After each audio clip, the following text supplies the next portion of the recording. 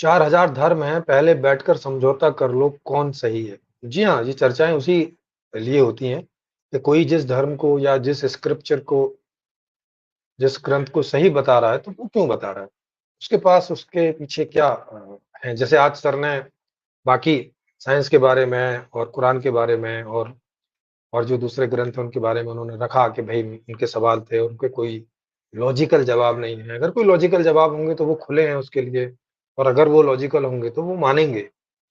इस तरह से उन्होंने उस बात को रखा। इसका मतलब है कि वो अब अभी तक जितनी भी बातों को मान रहे हैं, उसमें कम से कम वो लॉजिकल तो होनी चाहिए। मिनिमम लॉजिकैलिटी तो वहाँ होनी चाहिए। तो वो इस पक्ष में हैं और ऐसा उन्होंने कहा भी कि मज़ा आएगा चर्चा करने में, और मुझे भी मज़ा आता है, अगर हम प्रत्यक्ष प्रमाण, लॉजिक और इन सब चीज़ों को चर्चा में रखते हैं, क्योंकि इनके बिना चर्चा वो एक क्या बोलते हैं, कहानी जैसी हो जाती है। जैसे कथा हम सुनते हैं जाके कि कहीं पे कृष्ण कथा सुने, राम कथा सुने, या कहीं-कहीं मोहम्मद कथा या जीसस कथा लोग सुनाते हैं। वो एक क कथा कहानी जैसा हो जाता है कि ठीक है, सुनने में मज़ा आता है, जैसे हम कोई कहानी सुनते हैं पुरानी राजा-रानी इत्यादि की।